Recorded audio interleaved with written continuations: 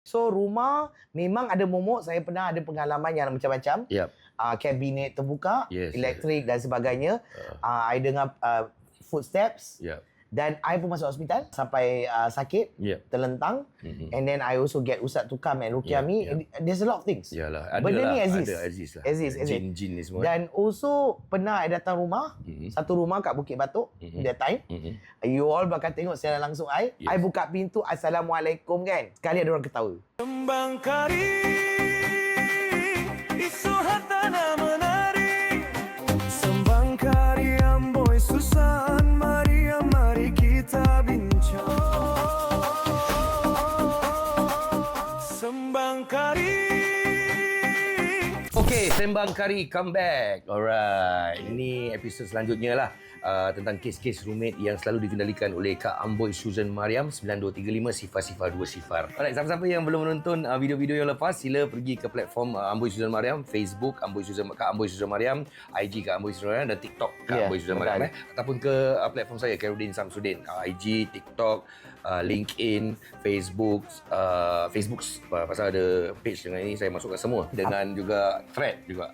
Thread. Ataupun senang sekali Google je. Okay, kita dah cakap tentang banyak kes-kes roommate seperti kes cerai, hutang, kes nak pakai bank ataupun HDB, Faraid. Yes. So yang hari ni pun ada roommate juga. Roommate-nya ialah momok.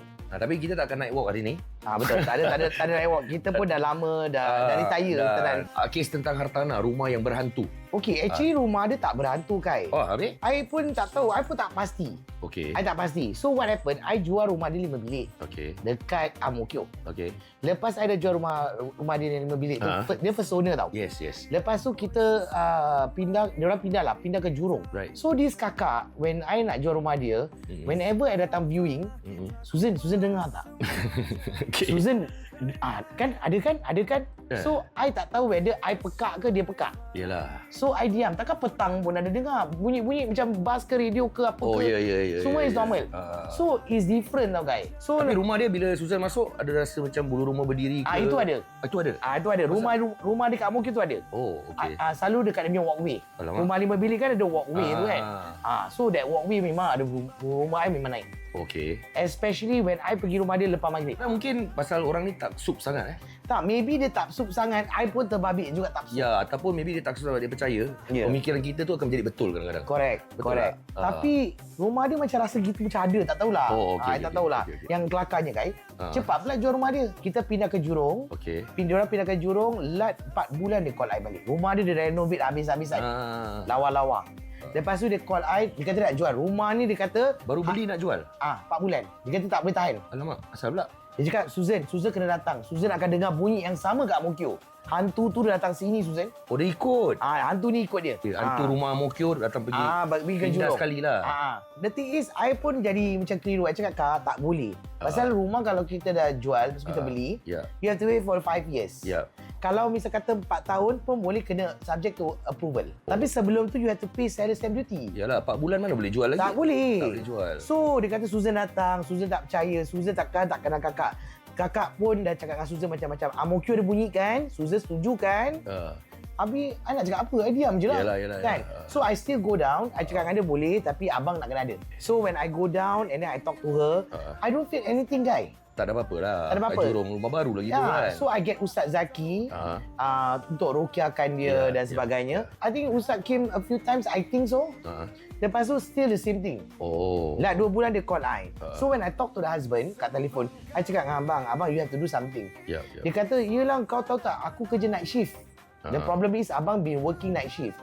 So, kemungkinan kakak ni suka dengar radio ke TV ke apa-apa ke social media ke paranormal. So kemungkinan dia tak sup.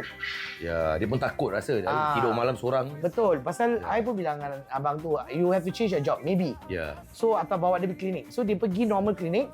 And then the doktor kata dia ada anxiety dan sebagainya. It still doesn't stop there. It get worse. Even pagi, petang, malam pun dia dengar bunyi. So dekat telinga dia dengar bunyi. Tapi kita ni tak dengar. So end up dia refer to Poly refer to IMH. Dia pergi psychiatric. Lepas tu dia bakar ubat. And then right now what happened to her, sekarang dah setahun lah rumah tu. Dengan dia pun sekarang pun sama. Actually dia dah ada green card. that means dia ada mentally inilah. Yeah, but the husband was telling, actually sebelum jual rumah tu, like 2 years really this thing is going on. Oh. So tak tahu whether rumah ke hantu yang masuk badan dia ke, saka ke, I tak tahu. These are the little thing. Banyak kes-kes momok juga Kai. Oh, tapi yang momok betul ada lah kan. Momok betul ada. So Okay. these are the things you see Kai. So it's difficult for us to say, kadang-kadang orang tak sup, kadang-kadang benda ni betul wujud. Yes. So dapat pakar lah. Yalah, betul. dapat Pakar-pakar yang boleh mengobati lah. Maybe you need to meet a doctor, etc.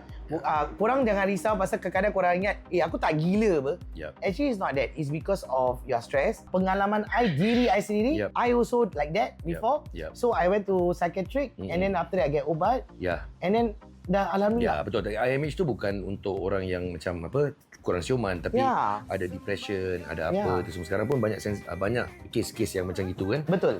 So I think kita kena pantau lah. Dan jangan malu, jangan segan apalah maksudnya. Ya, betul. Tapi satu je pesanan saya, you all boleh tengok cerita hantu ke paranormal whatever, tapi jangan over taksub. So rumah memang ada momok. Saya pernah ada pengalaman yang macam-macam. Kabinet terbuka, elektrik dan sebagainya. I dengar footsteps. Dan I pun masuk hospital sampai sakit, terlentang. And then I also get ustaz to come and ruqyah me. There's a lot of things. Yalah, ada benda lah, ni exist lah. Jin-jin ni semua. Dan also pernah I datang rumah, satu rumah kat Bukit Batok that time. You all bakal tengok secara langsung I buka pintu, Assalamualaikum kan. Sekali ada orang ketawa. That one I terkencing kat seluar. Kita akan buat video juga tentang kisah-kisah reenactment momok yang Kak Amboi pernah mengalami lah. Betul. Jadi nantikan video-video yang akan datang. Jadi bagi mereka-mereka yang rasa ada pengalaman ataupun masalah seperti ini, masih boleh bertemu dengan Amboi Susan Mariam. Tapi bukan dia bomo. Saya bukan bomo, saya bukan ustazah, bukan. Tapi kalau nak jual rumah yang ada masalah macam ini, insyaAllah ada pengalaman. Betul? Betul. Jangan risau. Apa-apa masalah yang you all hadapi, insyaAllah I akan jalankan dengan sempurna, insyaAllah. Baik. So korang jangan lupa telefon saya, Kak Amboi Susan Mariam di talian 9235 Sifar 2 Sifar. Betul. Okey, kita bertemu lagi dalam episod selanjutnya kalau ada. Tapi video-video lain ada lagi. Banyak lagi video-video yang akan dipost oleh Amboi Susan Mariam. Dan video-video ni semua daripada pengalaman saya. So it's reenactment. Yes, Alright? Thank you. Kita jumpa lagi Sembang Kari.